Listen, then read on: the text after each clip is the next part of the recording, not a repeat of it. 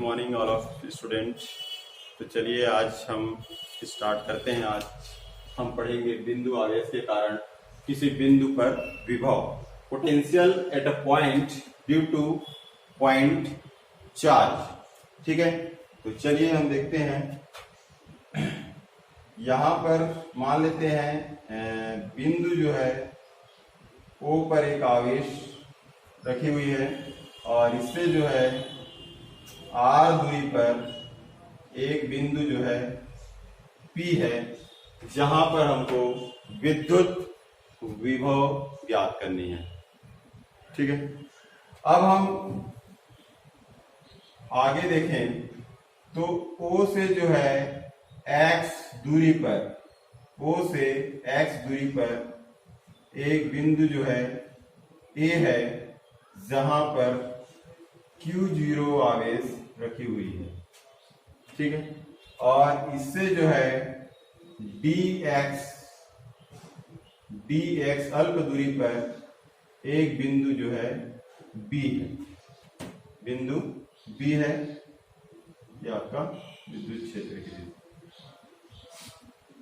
एक बिंदु जो है B है। क्लियर है? यहां तक हमको इसमें देखना है, हमको इसमें जो है जो निकालना है वो बता देता हूं। पहले हमको जो है इस प्लस Q आवेश के कारण बिंदु Q0 पर लगने वाला बल निकालेंगे। बल लगने वाला बल F। दूसरा हम निकालेंगे कि Q0 आवेश को या एकांक आवेश को A से जो है B तक लाने में किया गया कार्य बराबर बल गुणित विस्थापन होता है। तो बल गुणित विस्थापन, dx विस्थापन हो रहा है। ठीक है, dx क्या हो रहा है? विस्थापन हो रहा है। और इसमें जो है ऋणात्मक चिन्ह इसलिए है क्योंकि ये विस्थापन जो है इस विद्युत बल के विपरीत दिशा में हो रहा है। ठीक, तो ये आएगा दूसरा पॉइंट। तीसरा पॉइंट ये है कि अगर एकांक आवेश अनंत पे रखी हुई है और अनंत से जो है बिंदु P तक लाने में किया गया कार्य, अनंत से बिंदु P तक लाने में किया गया कार्य हमको जो है निकालना है। W बराबर अनंत से कहां तक ला रहे हैं? P तक ला रहे हैं। P मतलब O से P की दूरी कितना है? R। तो अनंत से जो है R तक, ठीक है, लाने में जो है किया गया कार्य। तो इसका जो है ये कार्य है, इसका जो है आपका समाकलन करना है इस तरीके से। ठीक, तो ये हमको जो है 3 पॉइंट जो है याद रखनी है। तो देखते हैं, सबसे पहले जो है पहले इसको जो है शब्दों में लिख लीजिएगा, है ना। माना कि बिंदु O पर एक प्लस Q आवेश है और उससे जो है R दूरी पर बिंदु P है, जहां पर विद्युत विभव की गणना करनी है। ठीक, इसके बढ़ाए गए जो अक्ष है उस पर O से जो है x दूरी पर एक बिंदु जो है A है, जहां पर जो है Q0 आवेश रखी हुई है। ठीक, अब हम आगे चलते हैं। इतना आप जो है लिख लीजिएगा। ठीक, अब पहला पॉइंट हमको क्या निकालना है? बल निकालना है। तो प्लस Q आवेश के कारण जो है, प्लस Q आवेश के कारण Q0 पर लगने वाला बल, Q0 पर लगने वाला बल F है ना। याद कीजिए आप लोग, बिंदु आवेश कूलाम का जो नियम है वो बिंदु आवेश के लिए जो है लागू होता है। अगर दो बिंदु आवेश Q1 Q2 एक दूसरे पे नजदीक उपस्थित हो, तो इसके लिए फार्मूला हम लोग निकाल चुके हैं, 1/4 pi epsilon 0 dot Q1 Q2 अपान जो है R स्क्वायर। ये होता है आपका कूलाम का जो है नियम। ठीक है, तो कूलाम के नियम के आधार पर ये होता है। तो इसी आधार पर जो है प्लस Q आवेश जो है Q0 पर बल लगा रहा है ना। मतलब कि यहाँ पर कूलाम के नियम से लगने वाला जो बल होगा F, वो क्या होगा? 1/4 पाई एप्सिलॉन 0 डॉट Q0 बटे क्या हो जाएगा? यहाँ पर जो है लगने वाला जो बल है +Q से जो है ये Q0 तक, इसके बीच की दूरी कितना है, x है, तो यहाँ पे हो जाएगा x²। यहाँ पे r² जो था उन दोनों के बीच की दूरी था, यहाँ पे दोनों के बीच की दूरी कितना है, x है, तो यहाँ पर हम क्या कर दिए, r की जगह में x लिख दिए, x², r² इसलिए x²। ठीक, क्लियर है यहाँ तक?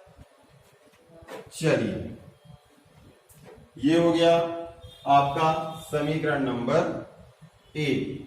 इसी प्रकार हम अब देखते हैं दूसरा जो है, अब हम इस अब हम क्या निकालेंगे, कार्य निकालेंगे, है ना। तो यहाँ पर एकांक आवेश को बिंदु ए से बिंदु बी तक ले जाने में किया गया कार्य, ठीक है, एकांक आवेश को ए से बी तक ले जाने में किया गया कार्य, ठीक, किया गया कार्य dw बराबर हो जाएगा आपका, dw बराबर जो है f गुणित जो है dx, है ना। कार्य बराबर होता है, यहां पे लिख देता हूं, कार्य बराबर होता है बल गुणित विस्थापन। बल गुणित क्या होता है, विस्थापन होता है, ठीक है।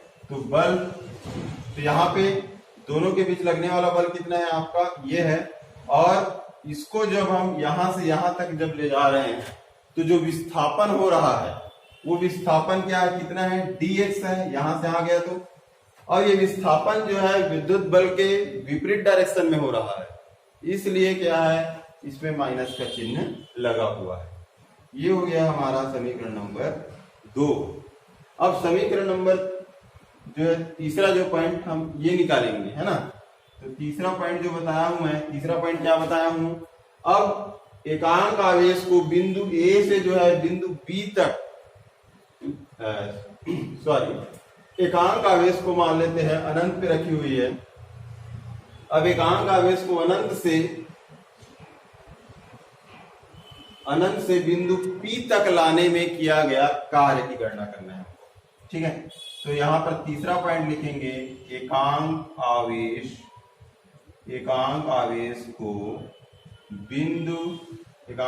को अनंत से r तक लाने में किया गया कार्य, है ना। अनंत से या P तक लिखो, अनंत से जो है P तक लाने में किया गया कार्य, मतलब कि यहां से अनंत से ला रहे हैं, मतलब कि O से जो है आपका जो है O से जो है इस Q आवेश की दूरी कितनी है, अनंत हुई। अब इसको हम कहां तक ला दिए, P तक, तो O से जो है P की दूरी कितना हो गई यार, मतलब कि अनंत से जो है दूरी R तक लाने में किया गया कार्य निकालेंगे। तो किया गया कार्य W बराबर हो जाएगा अनंत से R तक, है ना, ये dw का जो है समाकलन हो जाएगा। अब हम इसमें जो है मान रख देते हैं, ठीक। तो w बराबर क्या हो जाएगा, अनंत से कहां तक ला रहे हैं, r तक। अब dw का मान होता है f डॉट जो है f क्रॉस माइनस जो है dx। अब हम माइनस चिन्ह बाहर कर देते हैं, ये हो गया इंफिनिटी, ये हो गया r। f का मान रख दो, f का मान क्या है, ये है, तो ये हो जाएगा 1/4 pi epsilon 0 dot q dot जो है q0 बटे x² गुणित dx, ये हो गया dx, ठीक। अब इसको जो है ऐसा भी लिख सकते हैं हम, ठीक, डॉट करके, और ये माइनस जो चिन्ह था वो बाहर आ गया, क्लियर। अब हम देखें तो यहां पर जो है x के सापेक्ष जो है हो रहा है समाकलन, तो यहां पर जो x वाली जो राशि है वही जो है समाकलन के अंदर रहेगा, बाकी राशियों का जो है समाकलन नहीं होगा, ठीक है, क्लियर है। तो इसलिए बाकी राशि को समाकलन के बाहर कर देंगे, तो माइनस q डॉट q0 बटे 4 पाई एप्सिलॉन 0, इसके बाद है इंफिनिटी से जो है r तक, तो ब्रैकेट के अंदर क्या बच गया, 1/x² dx, 1/x² dx, ये बच गया। अब हम अगले पद से जो है इसको ऐसा लिख सकते हैं q डॉट q0 बटे जो है 4πε0 इन्फिनिटी से r, x² जो नीचे में है ना, मान लेते हैं x की घात a, ये फार्मूला होता है जब ये ऊपर जाएगा तो x की घात ऋण a हो जाएगा, है ना, ये ऐसा फार्मूला होता है। तो इस फार्मूले के आधार पर अगर हम यहाँ पर जो है मान रखें तो ये क्या हो जाएगा, x की घात ऋण 2 हो जाएगा, a की जगह में 2, जहां पर a है वहां पर 2, ये ऐसा था तो ऐसा हो गया, तो ये ऐसा है तो ये ऐसा हो जाएगा फार्मूला से, सूत्र से। डॉट क्या हो जाएगा dx। अब इसको ऐसा क्यों किए भाई, x से घात ऋण 2, क्योंकि 1/x² का समाकलन नहीं होता है ना, वो किसी फार्मूला में जो है यूज नहीं हो पाएगा, इसलिए हम इसको इस फॉर्म में लिखे हैं, है ना। और इस फॉर्म का जो है फार्मूला होता है जिसके आधार पर जो है इसको आसानी के साथ सॉल्व किया जा सकता है। ठीक है, तो आगे चलते हैं हम, है ना, इसको नीचे लिख दो, तक लाने में, अनंत से p तक लाने में किया गया कार्य। तो यहां पर हम देखते हैं ये हो गया माइनस q डॉट जो है q0 बटे 4πε0, है ना। अब इसका जो है समाकलन, यहाँ पे समाकलन हो जाएगा, इसके फार्मूला जो होता है वो ये होता है समाकलन x की घात n बराबर n dx बराबर होता है x की घात n+1 अपान n+1। क्लियर है, ये फार्मूला होता है। इसी फार्मूला के आधार पर इसका हम समाकलन करेंगे, तो जहां पर n है वहां पर क्या रख देंगे हम, -2 रख देंगे।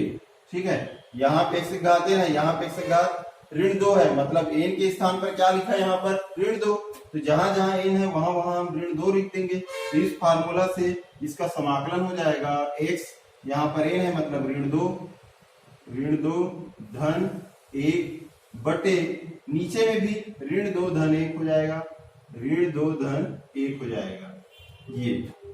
ये इसका जो है समाकलन हुआ, है ना, ये तो फार्मूला है।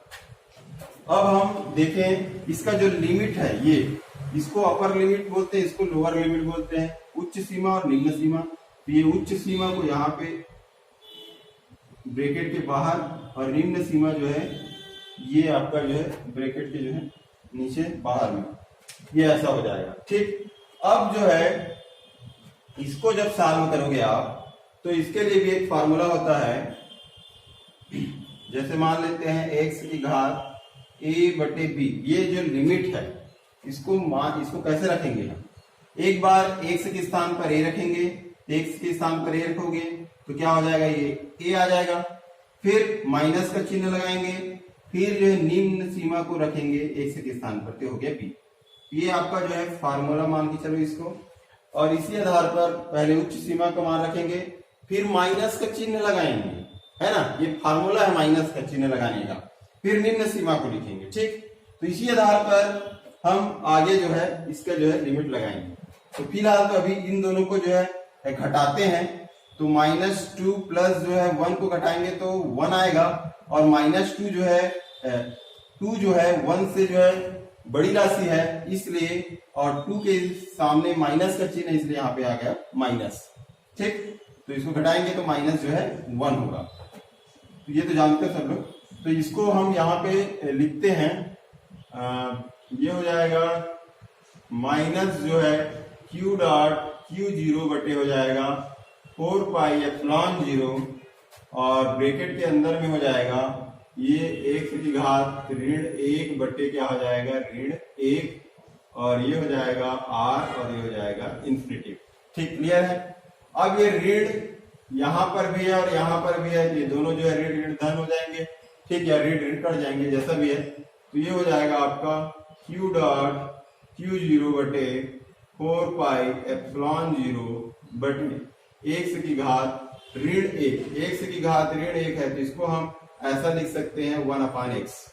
जब घात ऋण 1 है तो जब नीचे आएगा तो जो है माइनस जो किस में हो जाता है, प्लस में हो जाता है। अभी प्लस में हो गया तो इसको 1 को लिखने की आवश्यकता नहीं है, तो x की घात ऋण 1 को हम 1/x जो है लिख सकते हैं। क्लियर है? तो इसको हम यहां पर जो है लिखेंगे 1/x। अब ये हो गया r और ये हो गया इन्फिनिटिव। अब जो है इस फार्मूला से, इस वाले जो है फार्मूला को, एक्चुअल में इस फार्मूला को यहाँ पे मेरे लिखना था, है ना? तो इस फार्मूला को जो है यहाँ पे आप लिखोगे, तो इस फार्मूला के तहत ये हो जाएगा q डॉट जो है q0 बटे 4 पाई एप्सिलॉन 0। एक बार हम उच्च सीमा को लगाएंगे, x के स्थान पर रखेंगे तो r हो गया, माइनस का चिन्ह लगाएंगे, फिर जो है इंफिनिटिव का मान रखेंगे x की जगह, तो ये हो जाएगा इंफिनिटिव। ठीक, और 1/इंफिनिटिव को जब भाग दोगे तो कितना आएगा? 0 आ जाएगा। ठीक, तो ये वाली जो राशि है वो 0 हो जाएगी, तो बचेगी क्या? आपका W बराबर हो जाएगा q डॉट q0 बटे 4 पाई एप्सिलॉन 0 डॉट 1/r। इतना आएगा। इसको हम लिख सकते हैं ऐसे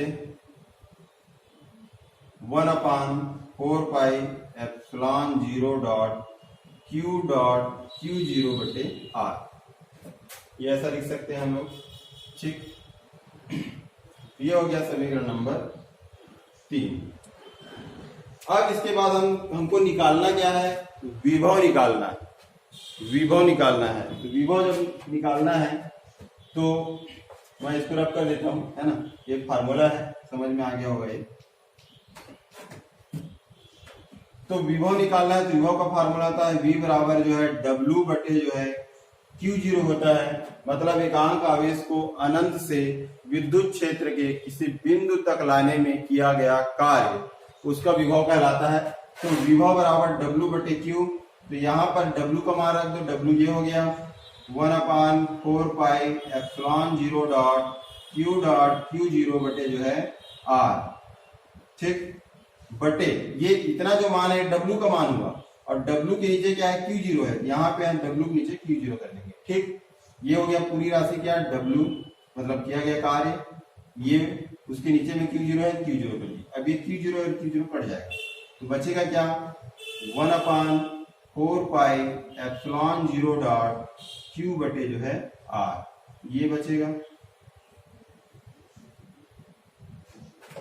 ठीक, तो 1/4 पाई एप्सिलॉन 0 डॉट q बटे जो है r, ये आएगा। तो बिंदु आवेश के कारण जो है किसी बिंदु पर विभव इतना होता है, v बराबर 1/4 पाई एप्सिलॉन 0 डॉट q बटे जो है r होता है। ठीक है, अगर जो है अगर एकांक आवेश जो है ना, ये q0 जो आवेश कहाँ पे रखी हुई है? अगर अनंत पे रखी हुई है तो यहाँ r के स्थान पर क्या आ जाएगा? अनंत आ जाएगा। तो उस स्थिति में विभव का मान क्या हो जाएगा? 0 हो जाएगा। ठीक, क्लियर है? तो मेरे ख्याल से समझ में आ गया होगा आप लोगों को। बिंदु आवेश के कारण किसी बिंदु पर विभव, potential at a point due to potential point charge. ठीक है, तो ये आप लोग अच्छे से थोड़ा ध्यान से देखिए, समझ में आ गया होगा, और मेरे ख्याल से अगर नहीं भी आया होगा तो आ जाएगा। ठीक, क्लियर है? तो आज की क्लास जो है यहीं तक।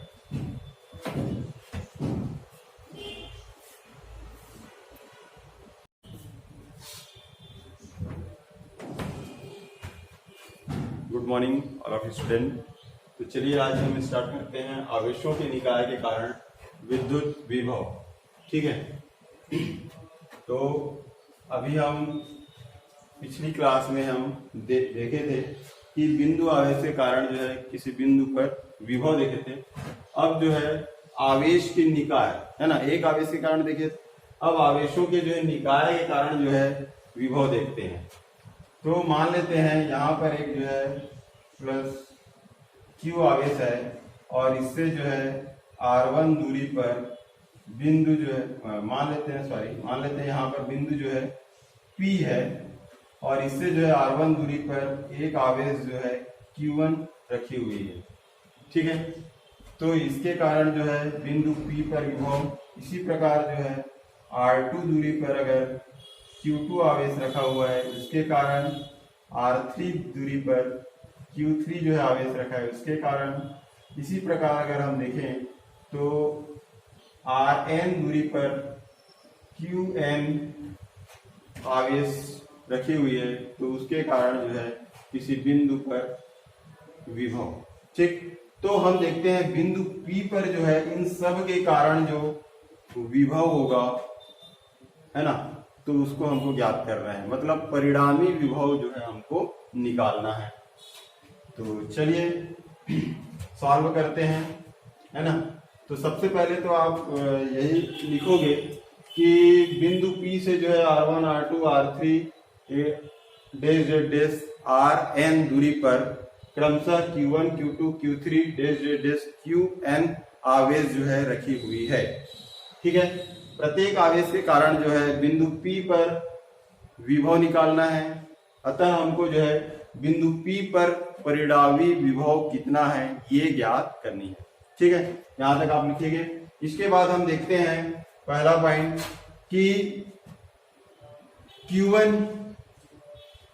Q1 जो है आवेश के कारण P पर जो है P पर विभव,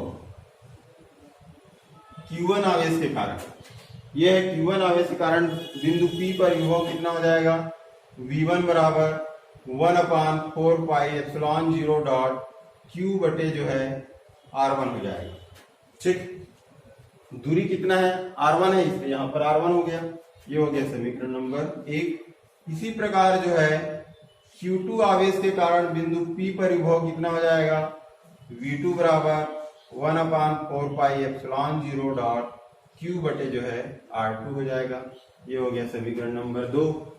Q2 क्योंकि इसका दूरी कितना है, R2 है, इसलिए इसी प्रकार जो है तीसरा पॉइंट है Q3 जो है आवेश के कारण बिंदु P पर जो है विभव, ये हो जाएगा आपका V3 बराबर हो जाएगा 1/4 पाई एप्सिलॉन 0 डॉट Q बटे जो है R3, और ये हो गया हमारा समीकरण नंबर 3।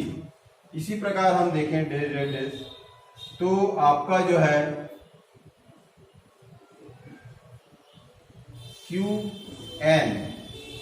Qn आवेश के कारण जो है बिंदु P पर जो है विभव Vn होगा, इसको भी आप n कर दो, तो ये हो जाएगा आपका Vn बराबर 1/4 पाई एप्सिलॉन 0 डॉट Q बटे जो है आपका Rn।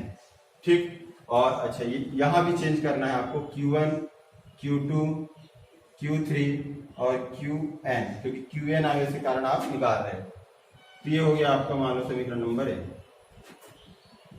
ये अब जो है बिंदु P पर परिणामी विभव, बिंदु P पर परिणामी विभव ये कितना होगा, V बराबर V1 plus V2 plus V3 dash Vn।